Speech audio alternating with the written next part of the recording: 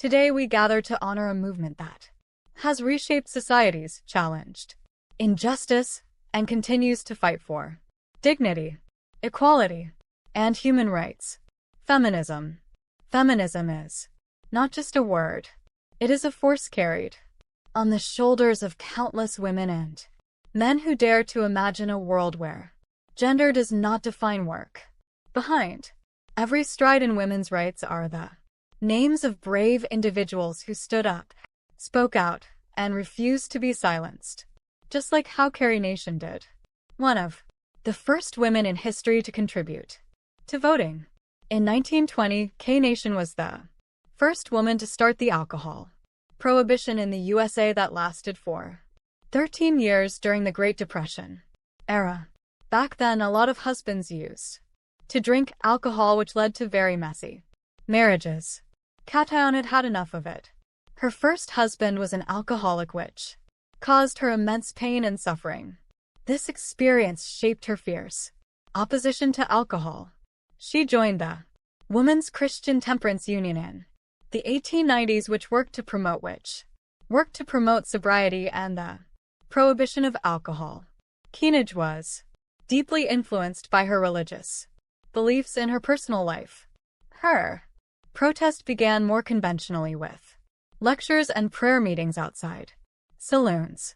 However, she became increasingly frustrated with how little impact those peaceful methods had. On June 6th in Kiowa, Kansas, Carrie Nation walked into a saloon and began smashing it with rocks and bricks, declaring she was acting on God's will. From then on, she began the protest, gathering more civilians to her side and creating a full raid. Soon after, she began carrying a small hatchet instead of stones. And from then on, she began the protest.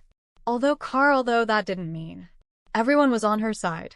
Some thought of her as a hero. Some thought of her as insane or uncharacteristic.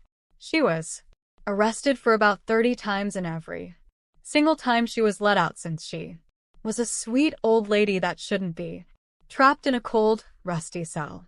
While Carrie Nation fought against alcohol in America, driven by her religious convictions and desire to protect families, another voice was rising halfway across the world, one that championed women's education and equality in South Asia. Zakir Hussain, a Bengali writer and educator, challenged cultural and religious barriers to advocate for the upliftment of Muslim women through knowledge and empowerment. In 1880, DOA, Zakir challenged cultural and religious. She lived in a society where women couldn't go to school, or achieve the same amount of education as men did. Muslim girls were expected to remain silent and obedient. They were not allowed to learn to read and write in English or Bengali. In 1911, after her husband's death, Bet used up her savings to open the Sawat Memorial Girls' School. It started with just 5 students, but she continued anyway. People mocked and threatened her, calling her a traitor and to her too her cultural and religion, but she continued anyway, determined to give girls the education she was denied. Her school grew, gained support, and still exists to this day. One of her most popular motive is educate a man and you educate one person, educate a woman and you educate a nation.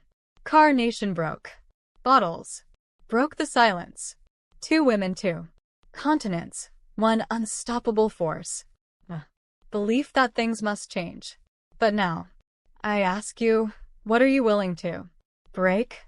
Will you break the silence when someone is mistreated, even when it's uncomfortable? Will you break from that idea that feminism is a battle that's already been won? Carrie Nation was called crazy, but Zakir was called a traitor, but change has never come from people who simply fit in. So today, ask yourself, in a world that still needs voices like theirs, will your silence protect you, or will your voice protect Others? The movement isn't in the past. It's in this room. It's in your hands. Now. Thank you.